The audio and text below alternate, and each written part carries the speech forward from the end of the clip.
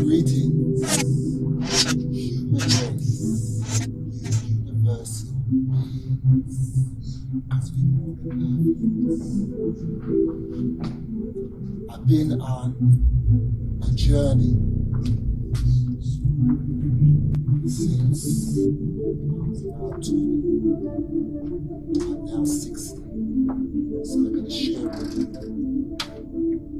how far I've come in this journey, because there's still more to go.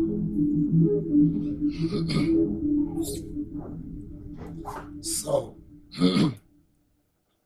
what's made itself known to me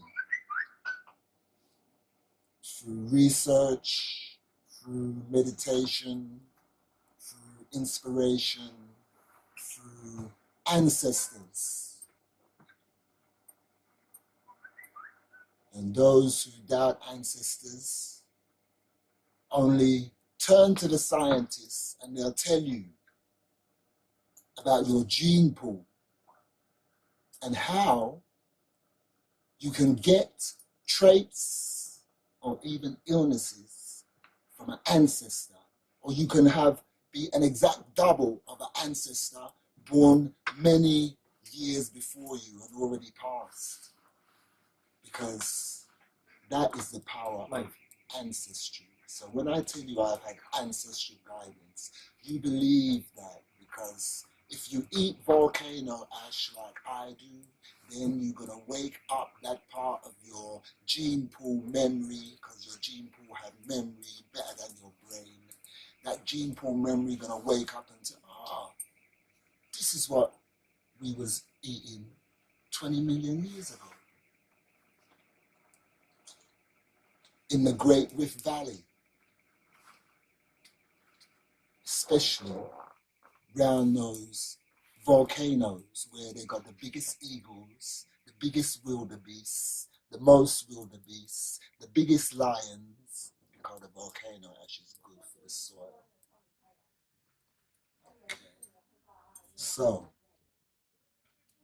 about 20 million years ago, in that same place where the soil was so good and the food was the top of the mountain, that's what some apes did.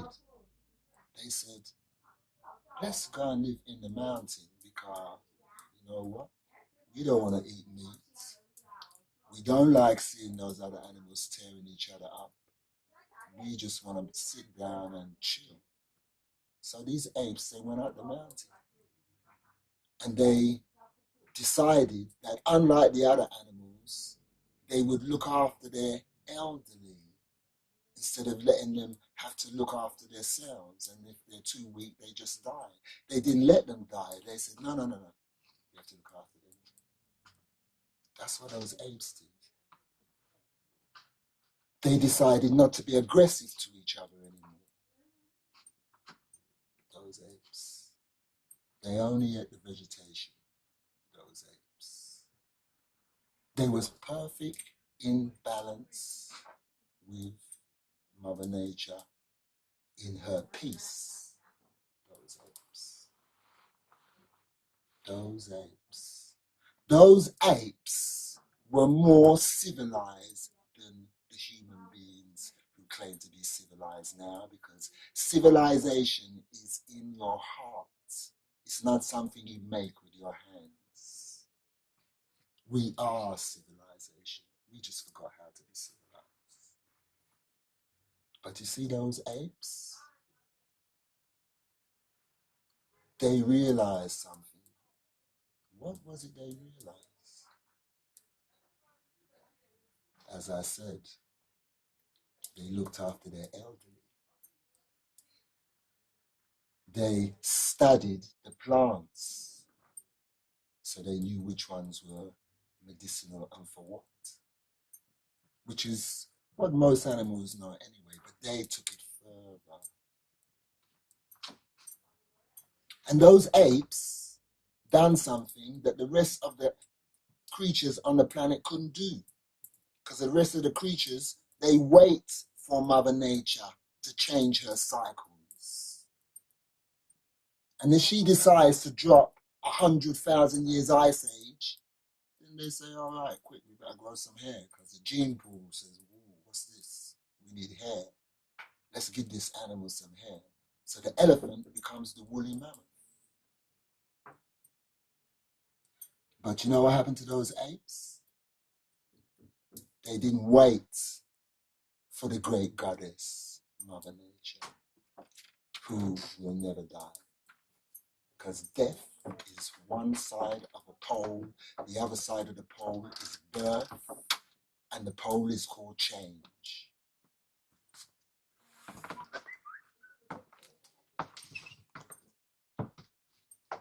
So, change didn't change the apes. They changed themselves with their meditation. The only beings on the planet who evolved themselves rather than be evolved by the great goddess Mother Nature. Then when they began to evolve themselves, they became more civilized, more meditative, meditation, more one with the universe, closer to the place that they went to when they go to sleep in their waking hours. Where do you go to when you go to sleep? This is some of what they realized. Because that part of you that needs to rest, don't move. But if your heart and your lungs and your bloodstream and all those things on the inside of the bag called the epidermis, if they don't work when the epidermis is resting, then you ain't gonna wake up. So that means that there's you who sleeps and there's you who never sleeps. But most people think that they're mostly the one who sleeps, but we're not. The one who sleeps is a gift. We're the one who never sleeps. The one within.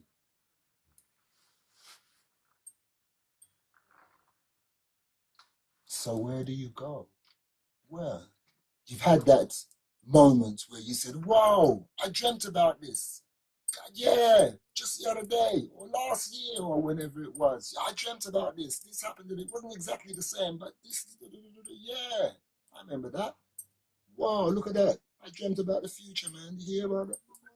Sistering, I dreamt about this. This happened in my dream.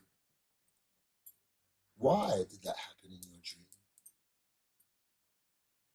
It happened in your dream because when you saw that moment, your spirit saw it, not your brain. And your spirit was shown the exact moment, not like a dream. And when your spirit, you, the essential you, returns to your epidermis, the bag that wakes up, the brain wasn't there. The brain was unconscious. The brain doesn't know anything about it. The brain doesn't know about the future. The brain didn't see. Only you saw. So now, when you wake up, your brain can't tell you what was there because it didn't have the memory of it. But it has got a memory. It's got a memory of past events. So your brain takes past events to show you what happened in the future.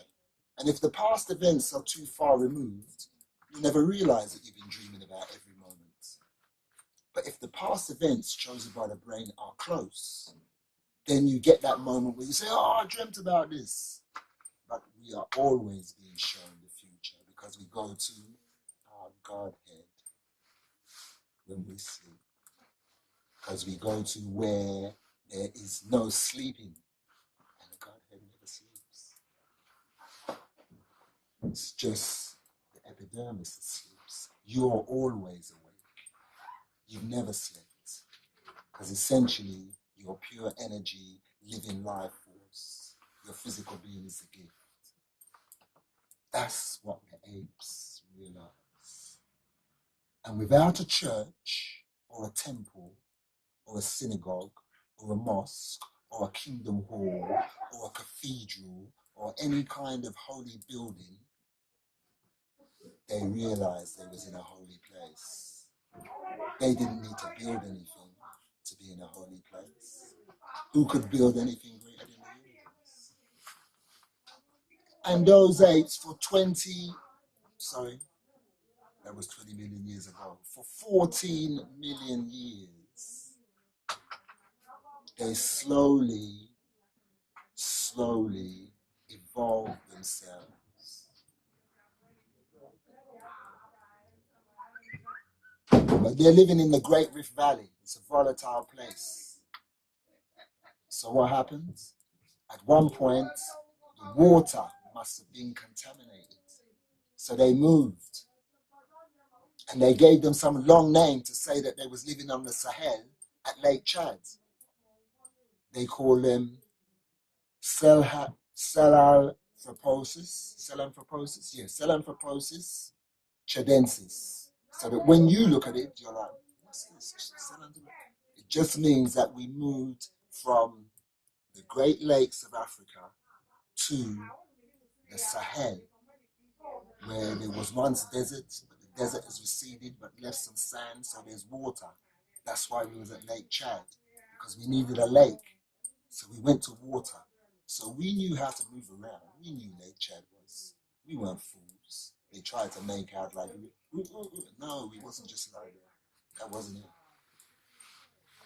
We were civilized beings because we had human spirits. We had human spirits, but we had apes' bodies. So right now, these people are aping being civilized. So don't look on their body and say, oh, humans. Let me tell you, they aping being civilized. Because if you're trying to kill people, if you've got weapons industries, if you've got systems that leave people homeless while you live in a palace, if you've got things that are damaging to another being, that's being uncivilized. This is an uncivilized society. What they call civilization has always been uncivilized society. They don't know civilization because they fell from the mountain before they could reach the summit. They still got a bit to go. But they have to stop the nonsense first, because civilization is who we are, not something you make with your hands. So,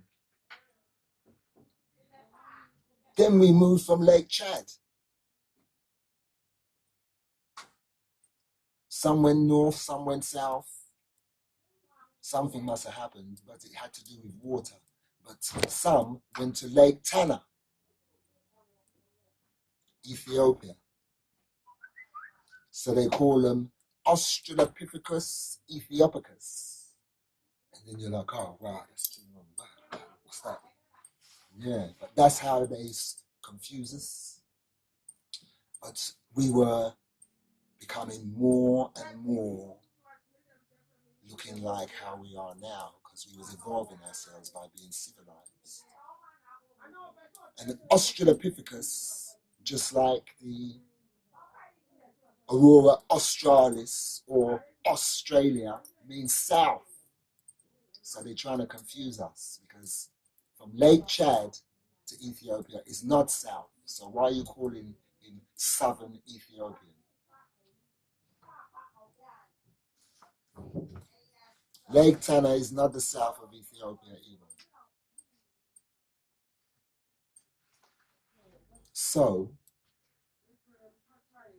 when you realize why they're calling our ancestors and telling us our history, that we was uncivilized apes who didn't know none, When you realize by the names what they been calling us, you say, oh no, they weren't just wandering around. Wait a minute, they moved from there. So now you look into the history of the weather, you look and say, oh wow, that's why they moved, because that happened. So that's why they went over there.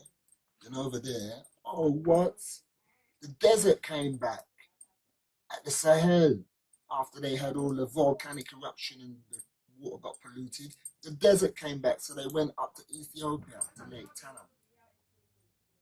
So they had already scouted out where the best waters were. And so they knew where to go when water dried up. They weren't just wandering around aimlessly going, ooh, ooh, ooh. They knew what they was doing. They knew how to survive. They knew where to get the best things to keep them healthy. They looked after their old. They didn't fight with each other. They've done this for millions of years. This is the real golden age. This is an age when apes were more like Christ and Christ than we are. Those same ones that they keep finding in archaeology and tell you, oh look, they're the small brain, so they wasn't as intelligent as us. No, but the brain was growing. Why? Because we was evolving it. Why? Because we was meditating on creation and the Godhead and our place. Not only that, we were astral beings. Astral. Because we were so much one in the universe and the omniscience of the Godhead.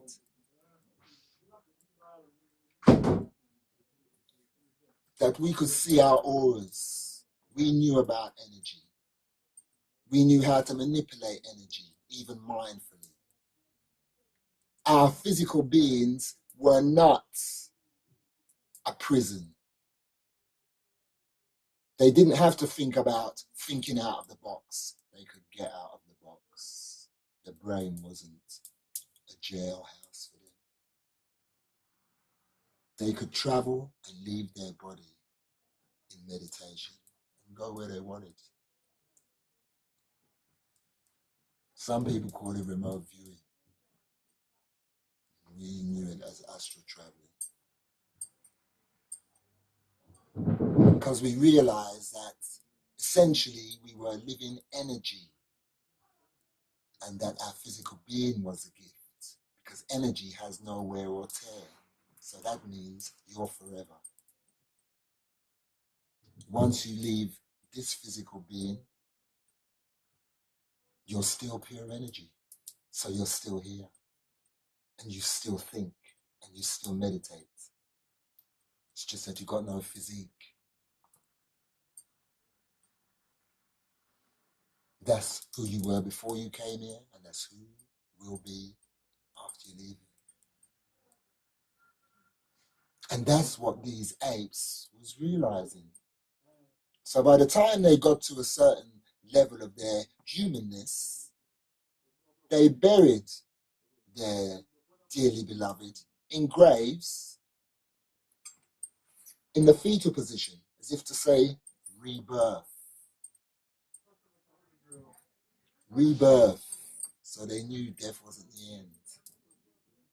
There was no mosque, there was no cathedral, there was no kingdom hall, there was no church, there was no temple, there was no synagogue, there was no holy buildings. The only holy building was the one that we could never, ever hope to even get near. It's called the universe. And these apes, they heard and they could hear the echo of what we call the Big Bang. But they didn't see it as the Big Bang. They saw it as the voice of the Godhead with the most loudest voice that's ever been heard since the universe began, bringing the universe into being, because the Godhead knows how to spell. Spell words that we can't imagine. Yes, that's where they get spells for witches and all this from. The Godhead knows how to spell. And he could spell the word that starts a universe from a microcosm smaller than an atom. That becomes a macrocosm, this universe. And every moment that we're in was seen before it came, including this one and me speaking these words. As a Godhead sees all. And these apes knew all this. They knew. They didn't just travel around the planet. They didn't just go to the moon. They didn't just go to the edge of the solar system. They didn't just go to the center of the galaxy. They didn't just go to the edge of the galaxy. They didn't just go to the center of the universe. They've been to the edge of the universe. They knew everything about their universe because for them, this universe was the holy place of the most holy Godhead, the union of the Mother Goddess and Father God. And there was nothing holier. And being civilized was how to be in balance with it.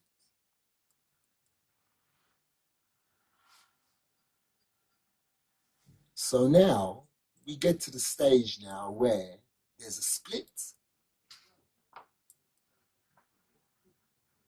We're almost evolved to exactly who we are now, and there's Homo habilis. He stayed in one place for millions of years and never moved from Kenya. But they say he evolved into Homo erectus. But Homo habilis could stand up erect.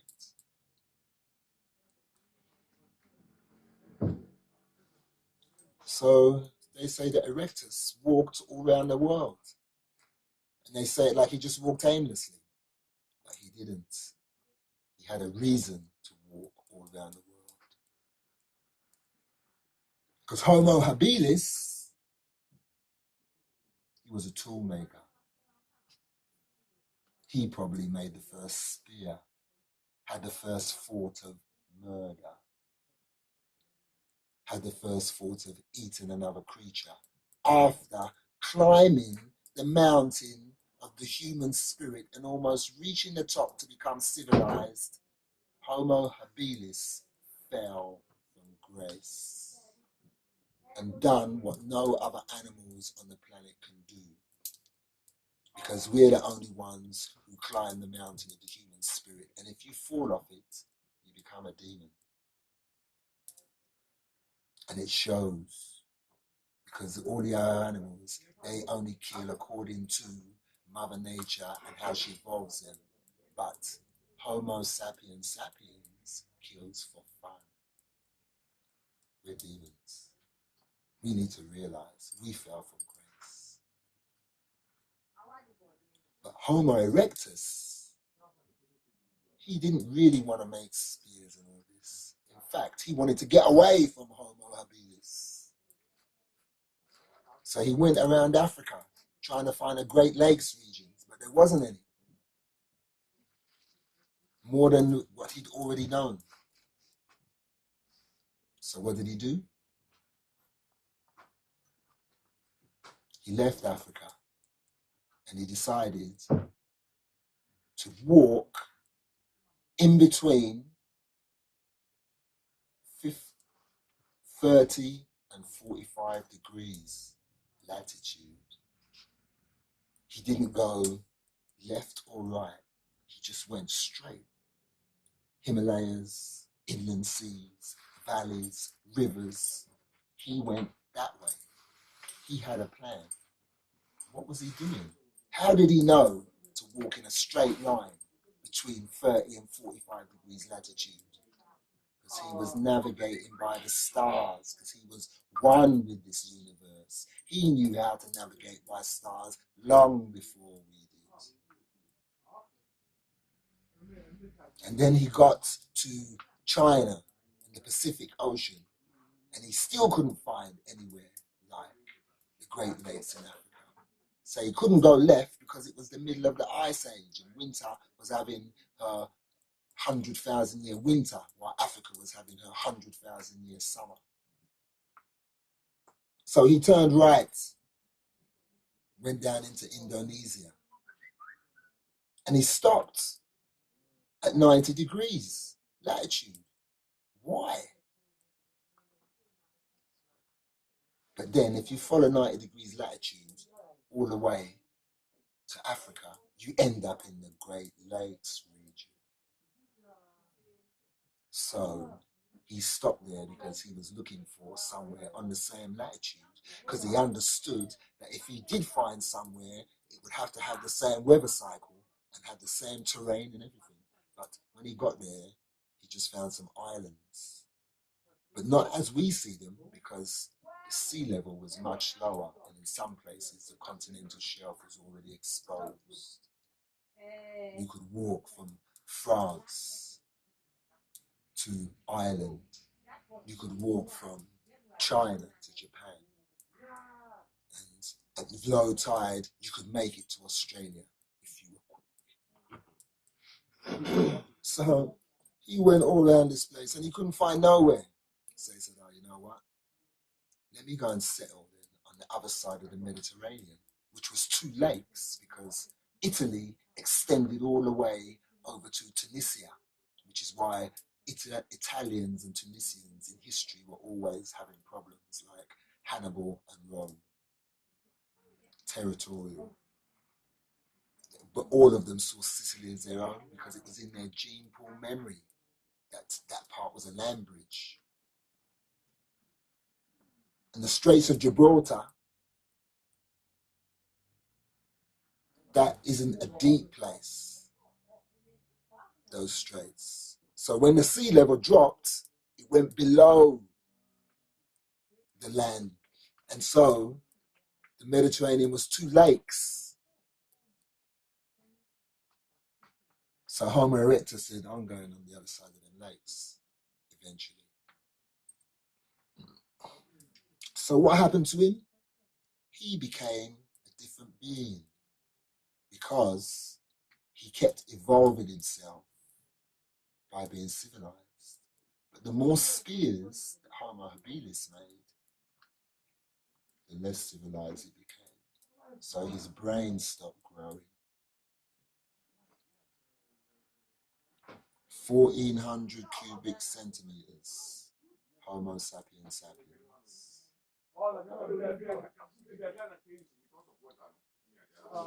So Homo erectus, he became someone else. He became Homo sapien spiritus neander. Not Neanderthal man. Homo sapien spiritus neander, because he was a spiritual being. And he was found in the Neander Valley, which is the only reason why we put Neander on there. Not Neanderthal. It's not Neanderthal Valley, it's the Neander Valley in Germany. And when they found him, they said, whoa, look, we have a prehistoric being in Europe. Let's dig him up. Let's find out what's going on, because now we can say we didn't come from Africa.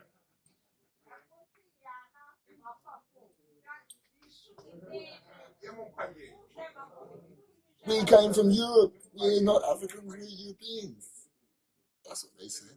So they started researching this man. Quick, get into the laboratory. You students, you come.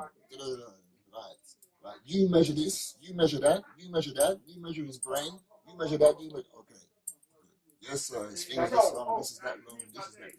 Yes, sir, his brain, 1,500 cubic centimeters. No, measure it again. Okay. Sir, still 1,500 cubic. Bring that brain here. 1,500 cubic centimeters. Oh, shit. 1,500 cubic centimeters. What does that mean, sir? This being's brain was bigger than ours. His brain was bigger than ours. What? How come he became extinct? Oh, that is a good question. He must have been, maybe just couldn't survive for lack of intelligence or something. So they left it at that until further research into Africa made them realize something. And they said,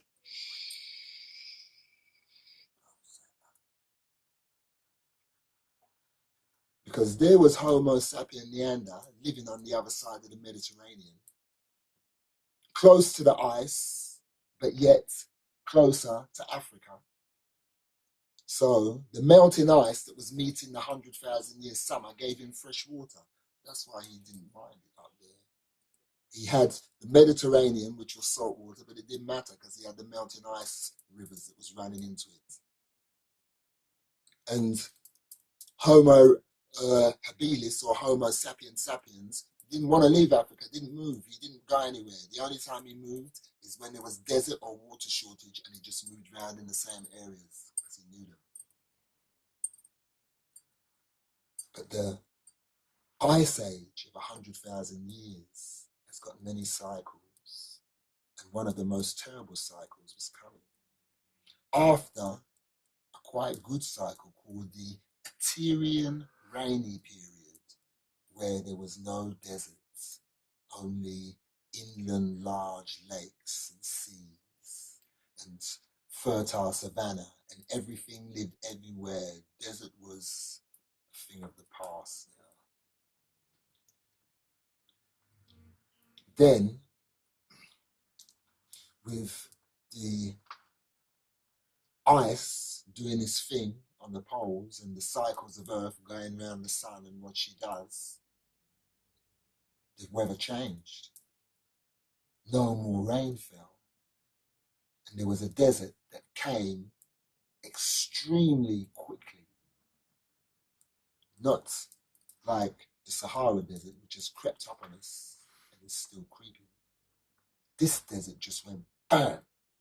And when it came, what they call a Sahel, which covers Senegambia, for instance, where there's sand, but people build on the sand, you see trees growing in the sand, fruit grows in the sand, everything grows in the sand still. It doesn't bother them. It's, so it's like you're on the beach when you're inland.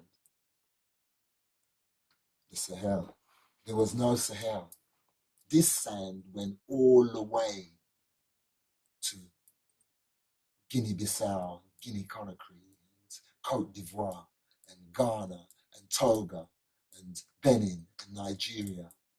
This was the Great Canaanian Deserts.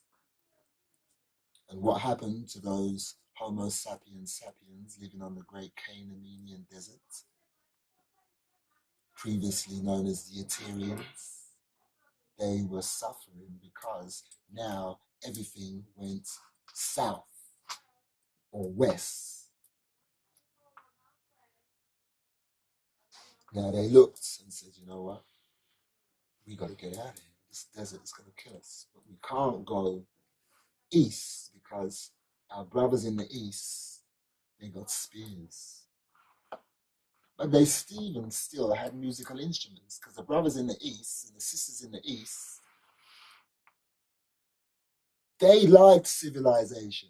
But if they didn't have spears, then the other Homo sapiens sapiens, who loved spears and were too aggressive and only ate meat and only ate vegetation if they had to, would try and kill him and take their territory. But they didn't mind eating vegetation. They more ate vegetation and only ate meat when they had to. So these ones on the Canaanian deserts of Buchanan go there, they'll fight for the territory. But if we go, because they've never been out of Africa, but they decided, let's go. 42,000 years ago, 40,000 BC, Homo sapiens sapiens, Africans, decided, let's go to the other side of the Mediterranean and go and live where our brother is, because they saw him as a brother. We are saying Homo sapiens sapiens and Homo sapiens neander. Science. Look at an Oriental. Look at an Asian. Look at a Caucasian. They're still humans. You still relate yourself to them because you're human beings. And so did they in that time. They just saw them as they was other humans. All this science classification pushes everything further apart so you can't see what it's like when it's close together. So they went to where their brother's territory was. And I don't know if they planned to do what they did, but because they already had bloodlust, when they got there, whoever they found, they annihilated. It's the first genocide in the history of the human race. 42,000 years ago, human beings became demons. Open your Revelation to Revelation 13 and read about how it says that Satan will be let loose for 42 months. It's not 42 months, it's 42,000 years. So that means then, since it's 42,000 years, we in the time where it's the time of the end, because Revelation says so.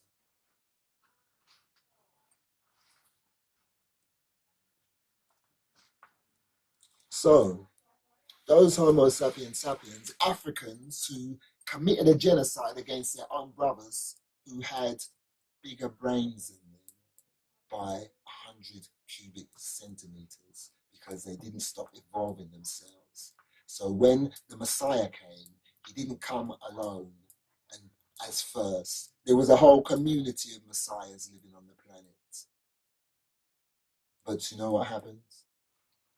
The Canaanians. Let's cut off the Menians. Cain left Africa and went to the other side of the Mediterranean, the closest part of Asia, because it wasn't Europe, it's Asia, the closest part of Asia to Africa, Caucasians, Oriental Asians, Indian Asians, Arabic Asians. That's Asia, that's Africa. There's only two.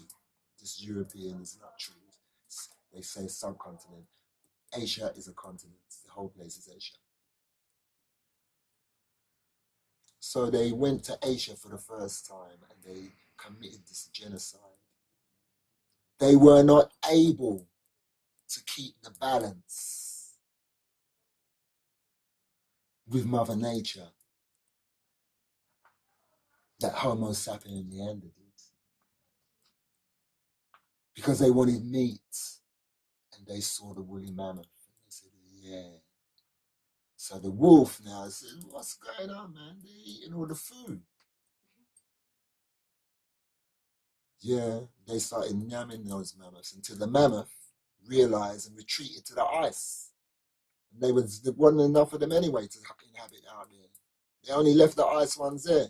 So when they went hunting now, they had to go and hunt in the ice and get used to being cold.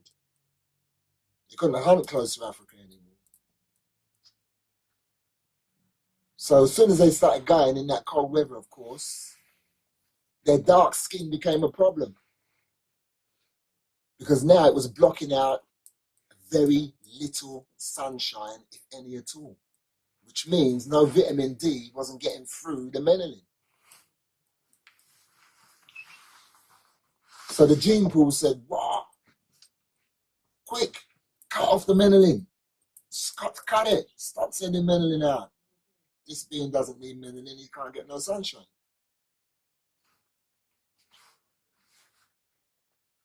So what did they do? They started following the wolf tracks that were following the mammoth tracks. And then when they found the mammoth, he was surrounded by wolves. Because the mammoth isn't going to run until he's exhausted and just drop. He's thinking, you know what? I'm going to get tired soon, so I'm going to turn and fight because they're not just going to eat me alive like that. So the mammoth turns and fights. He stamps on them. He tusks them. He flings them with his trunk. He throws his body on them even and rolls on them. So the wolves know they better keep a good distance from this mammoth because he's dangerous, but they want to eat him. But what happens? Along comes the humans. What does the humans do? The humans fling some spear in the mammoth. The mammoth drops. The wolves want to go there, but some spear just landed and they say, ooh. So they have to wait. But the humans don't eat there. They just go like that. They cut off a piece and they go. If the wolves dive in because they know they have to eat as much as they can before it freezes. But then on the way back to the cave, because they're living in caves now, because they have to get closer to where the mammoth is, closer to the ice. But they got their fire, so they're warm in their cave. On the way back to the cave, they got the fresh mammoth meat, and who smells it? The bear. But the bear's a loner. He's not in a pack, so he doesn't hunt mammoth because it's not worth it. He won't be able to do anything. But he can steal this kill from the humans if he can overpower them, because their spears don't really mean too much to him. He's too tough and shaggy and grizzly. So he'll bounce off them spears and rush them. So they have to be on their guard because they know the bear can smell this kill. When they're going back for some frozen, they don't worry because he doesn't want the frozen. But when they got the fresh kill, the bear wants it. So they have to fight with the bear before they get home. And when they get in their cave, the wolf and the bear, who keep away from each other, find themselves going close to the cave and in close vicinity of each other, but they don't care because the smell of cooking meat has mesmerized them. Especially as it's the ice age and food's hard to get. So they dream, wow, what's that?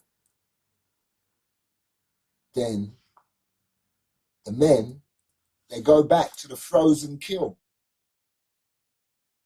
The wolves watch them. They just cut some off and they go back to their cave. The bear, can't eat that. But then they smell it. So, whoa. So one day, the wolves, after they've whacked down as much as they can quickly, they start tracking the man because the smell of that food just mesmerizes him. So while they're tracking the man looks and he says, oh, what? The wolves are tracking us. He doesn't want frozen meat. What's he tracking us for? It must be the smell of the food. All right. So while they're on their move now, they're keeping an eye on the wolf. Then, no, sorry, this is a fresh meat one. It's not the frozen, it's the fresh meat because the wolves have had their fill. The bear now wants to come and attack because he can smell the fresh mammoth and he wants some. But what happened? When the bear attacks, the wolves attack the bear. And the man goes, what? He puts his spear in the dirt and just watches. The bear can't handle all them wolves. So the bear has to retreat. And then once the bear's retreated, the wolves just turn around and look at the man as if to say, yeah, come on, aren't you going home? So the man looks and says, well, they don't want to attack us. They don't even want our kill. They're just following us. They're going with us. They even protect us from the... Okay, let's go. So now they keep an eye on the wolves still, but they're realizing he's just following. He doesn't want our kill. He's already eaten. So they go back to their cave. They go in. The wolf stays out there. Daydreams about the smell. So now when the man comes out to go and cut off some piece of the frozen one, when he comes out, the wolf's there. So what? The wolf follows him to the kill, watches him chop it off, follows him back again. So when he cooks some, he throws some out of the cave. And the wolf, but they go, ow! Things hot as fire. They get burned, so they have to wait for it to cool down. Then they take their time. Civilizes them a little bit. Those wolves.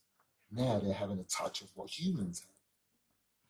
Whoa, this meat tastes wicked. Better than raw. The wolves are happy. So what happened eventually? The wolf becomes the first animal to sit down by the fire and not be afraid of it. Because even a spark and the rest of animals are running for miles. When the wolf sees fire, so like the man taught us about fire, we know what to do. Which way is the wind blowing? Let's just go around it. Let's go and sit by this fire and keep warming because it's cold. All the other animals are like, now the wolf knows about fire. What happened?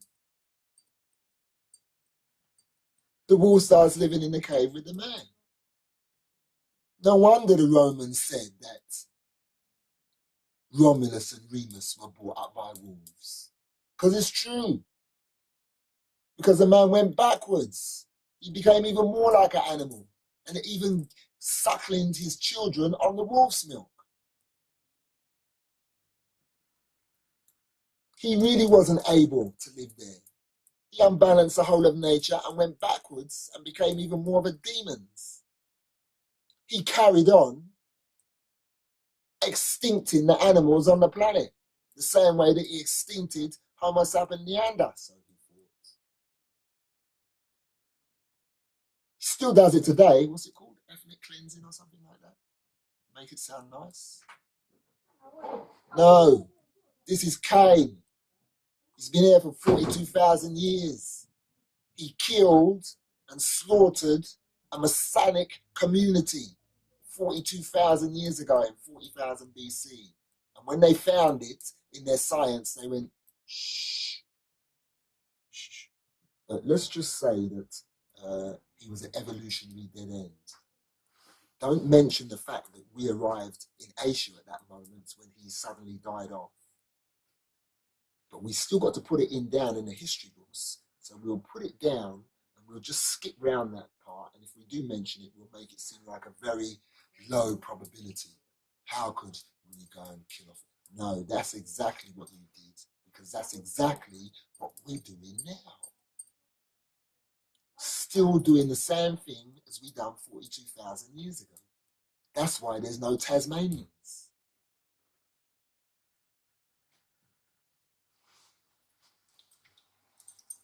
They're extinct. What do they say? Dead as a dodo? Extinct. Why? Homo sapiens sapiens. Genesis, genocide. Cain and Abel.